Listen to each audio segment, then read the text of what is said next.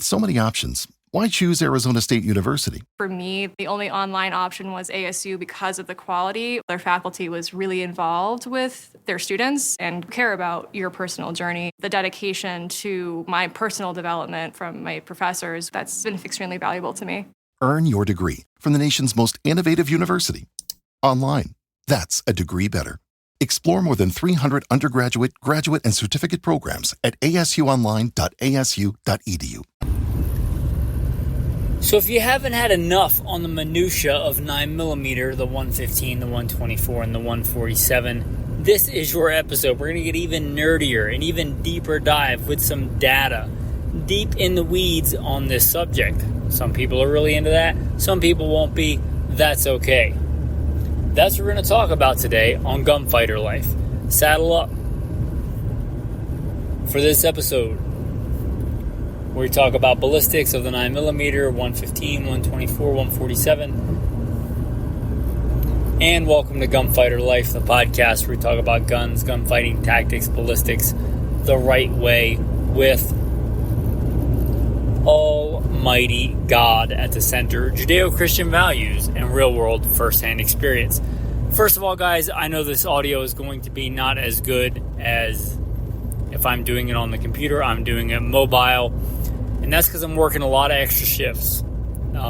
Things are getting a little crazy at work.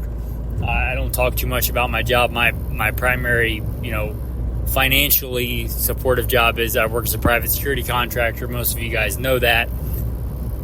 Bio link in the show notes, or at least it should be if I remember to put it in there. But things have really picked up at work on the other job, and so I don't, leave somebody else holding the bag. I've had to pick up quite a few extra shifts. I'm not complaining. I'm a blessed man. The money is good, but that just means you're going to get more. You're either not going to get anything, or you're going to get more mobile podcasts. It just is the way that it is right now. So I did some shooting the other day with all these different grain weights, 115, 124, 147, and there's a drill a guy showed me, one of the members of the chat, Troy, and he got it from somebody else. I forget who it was, but it was something like you shoot on a B8 target, which I have a bunch of those. I'm an N.R.A. certified instructor. You shoot 10 rounds in so many seconds, and a different distance, 10 rounds, and that kind of seems superfluous to me. So I changed it a little. It's a good drill for what that was, but for what I was trying to do, I got a B16, which has quite a bit smaller rings, which should have made it easier to score. At least that was the thought process, and I would shoot 5 of one grain weight with a certain gun, and then 5 of the next grain weight on a different target. Same gun, 5 with the third grain weight, so 5 115, 5 124, 5 147. And I would shoot those with one gun. I started out with the Smith & Wesson M&P. Then I shot them with the SIG 226. Shot them with I shot them with a bunch of guns. Doesn't really matter the guns. It wasn't there to test the guns. It was to get a broad spectrum of shooting, what I would consider man-size, full-size 9mm handguns with the different grain weights, and seeing any discernible difference in the targets. One was the time for the recoil control. That's a big one. When shot by the shooter, it'd be really cool if I had like a ransom rest and a slow motion camera. I don't have any of that. So you could like measure in slow motion timing the different grain weights and how they reacted. And I shot a bunch of rounds. And I did use some Patreon money for that. Thank you for everybody that supports on Patreon. I got some Fiocchi ammo. Brief sidebar. I saw on all the different grain weights now the Fiocchi 9mm says loaded in the USA. It was decent ammo. I got to be honest, I think the Fiocchi was better when they made it in Italy. And I hate to say that because I love stuff made in America, but I'm just being honest. The brass and stuff was a little rough. So, but still decent ammo. And it was a brand that I could find in all different grain weights.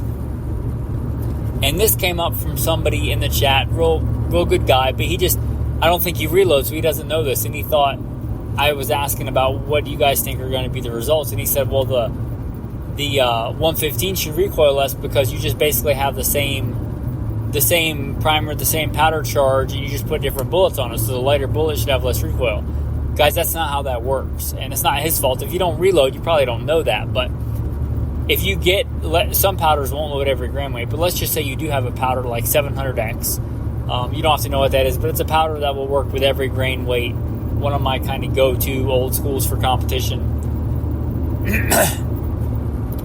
And if you're loading it with, and these are just, don't use this data. This is made up data out of my head. This is not load data. If you blow yourself up or somebody else up, it's your fault, not mine. Don't be ridiculous. I'm just pulling out numbers here. Let's just change the powder to an imaginary powder. Let's just say you're loading 100x powder. For 100x powder, for a 115, you're probably going to load 4.1, 4.2 grains with a 115. For a 147, you might be loading like a 2.8, 2.9 grains. That's how that works. You don't load the same powder charge. You shouldn't, and just shove different bullets on there. That's not how that works. You need a certain amount of energy, and if you have the 147, it's going to be loaded over less powder in general than the 115s, and the 124 is going to be somewhere in the middle. So just understand that.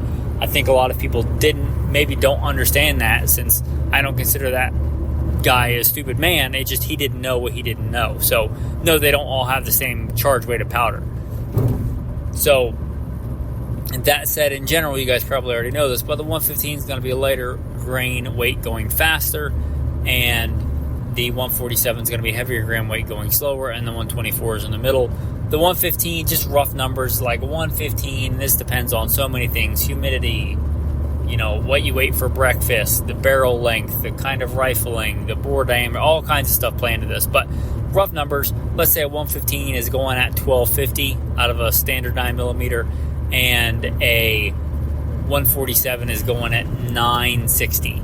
It's pretty vanilla numbers, pretty decent numbers for those. So a lighter grain going faster or a heavier grain going slower. What was the recoil recovery time? Well, I will tell you that the science is not settled. Like when I shot a bunch of other stuff for you guys, red dot versus LPVO and some other testing I did, and I said, the science is settled.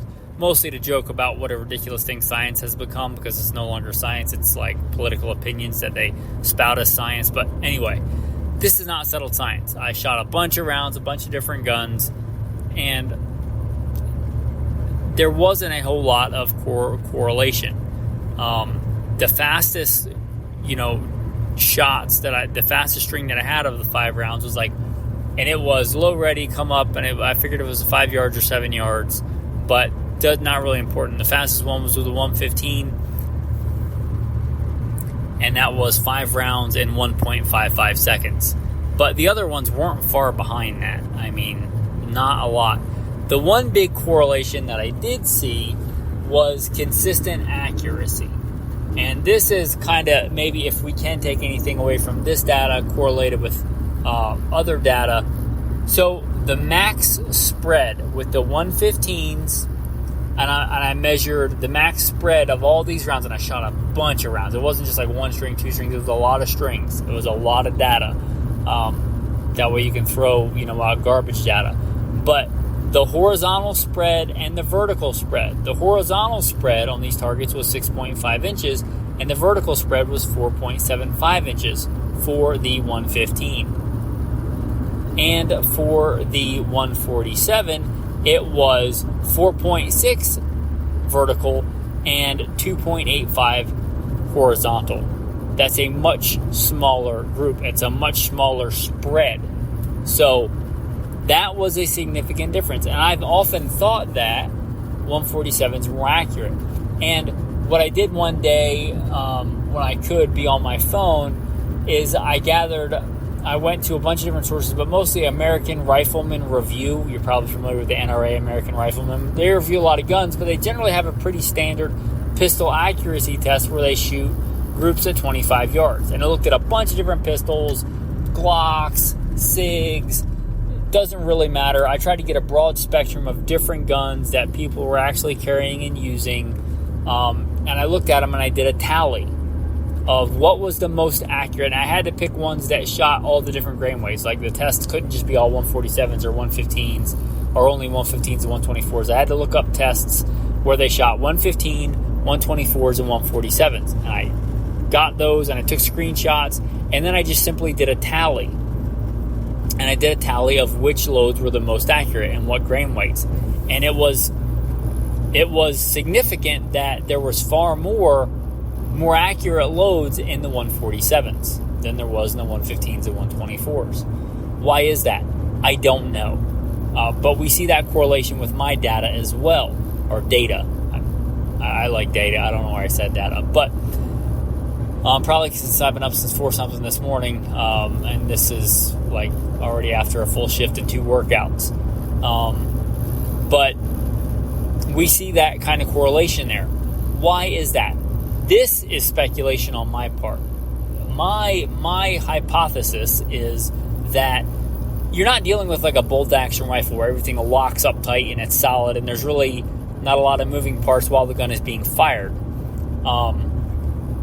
Most semi-automatic 9mm handguns have a bunch of parts that work in conjunction, and they kind of play a symphony when it comes to accuracy, and all that has to work out together well. My hypothesis is that since the 147s are slower, objects at rest tend to stay at rest. I think it's less violent and less jarring on the system. Even if it may have more total recoil, it's more of a slow roll, and it's less violent and jarring on the system as far as the recoil spring, playing in with the barrel lockup, playing in with the slide to frame fit, playing in with the, delayed, Browning tilting barrel system, all unlocking more slowly, more less violently, less jarring. That's my main hypothesis on why the 147s will generally be more accurate. The vast majority, I believe, of 9mm barrels have a 1 in 16 twist, and I would think that since 115s and 147s by far make up the vast majority of the market of 9mm, I don't think that firearms manufacturers are intentionally making them more accurate with 147. That wouldn't make sense. It would make sense that they would try and make them more accurate for the 115s or the 124s because they're by far more popular. So I think it's something to do with, my hypothesis anyway, is the locking up of the action and the less violent nature and the less abrupt nature of the recoil impulse and the gun unlocking. Again, that's just a hypothesis. I don't know. That would be a question for an engineer, of which I'm not an engineer. That would be better played out with against slow motion cameras and a ransom rest, which I don't have. But we do see some correlations there. But as far as recoil goes, I think unless you're really, really shooting at a high level, I don't know that you're going to see much difference. And we're talking about accuracy, I think really for you, any of them, take your pick. I did also do a poll on Patreon, and I asked, so we all kind of know, right, that 115 is the most common grain weight.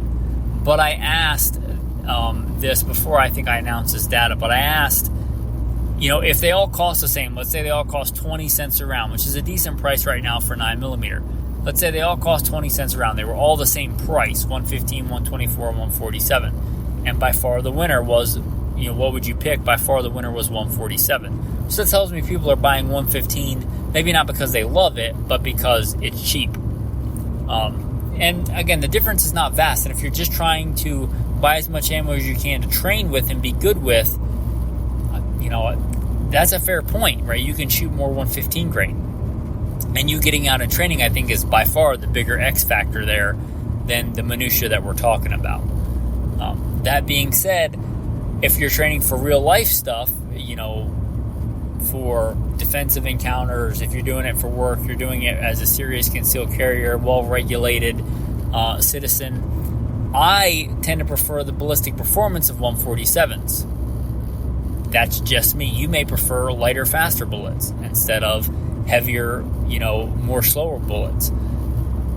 Again, that's really minutia, and we're in the weeds here, and I totally get that. But if we're talking about real-world defensive encounters, I tend to prefer the 147s. And unless you're just happy being mediocre and saying, well, the average gunfight is at 3 yards, so I'm just going to shoot at 3 yards. The point of impact shift at 3 yards is probably completely academic between those grain weights. When you start pushing out the distance, if you want to be able to use your handgun at longer distances, the point of impact shift may not be academic. So you kind of, at some point, need to start thinking about what your grain weight you're going to use for defense is.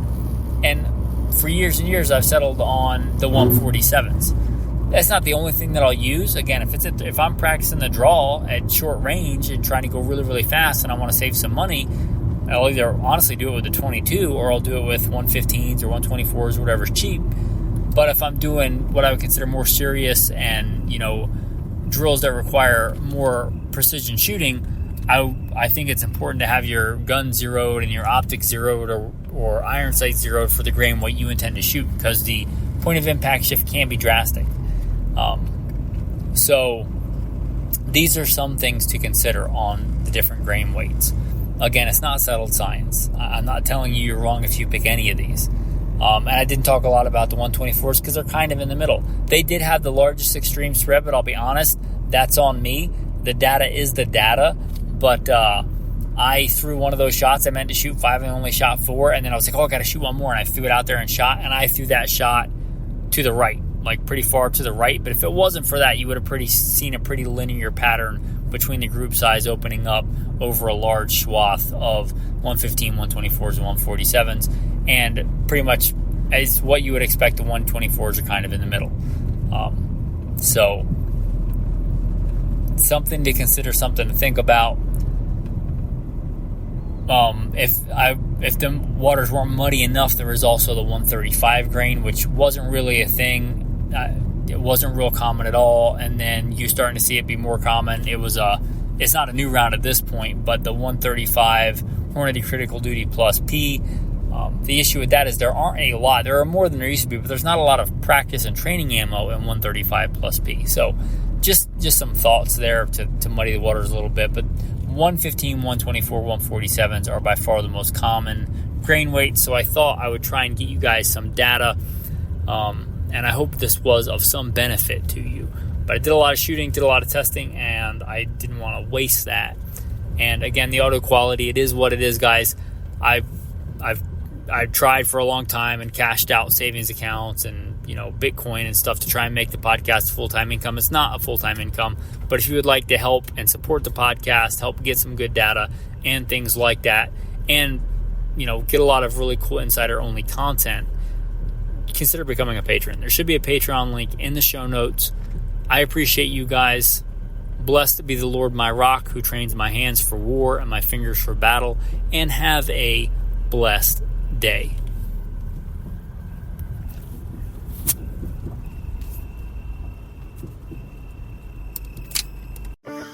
Having a life scholarship and being able to afford to go to college made me feel inspired to go. When I got a life scholarship, it was such a relief. I knew that I wanted to have an impact. Having a life scholarship through the SC Education Lottery was huge. It gave me the opportunity to make that impact right here at home. The South Carolina Education Lottery. A better you, a better us, a better South Carolina. Visit sceducationlottery.com/betteryou. Hello, it is Ryan, and I was on a flight the other day playing one of my favorite social spin slot games on ChumbaCasino.com. I looked over at the person sitting next to me, and you know what they were doing? They were also playing Chumba Casino. Everybody's loving having fun with it. Chumba Casino is home to hundreds of casino-style games that you can play for free anytime, anywhere. So sign up now at ChumbaCasino.com to claim your free welcome bonus. That's ChumbaCasino.com and live the Chumba life. Sponsored by Chumba Casino. No purchase necessary. VGW Group. Void where prohibited by law. 21 plus. Terms and conditions apply.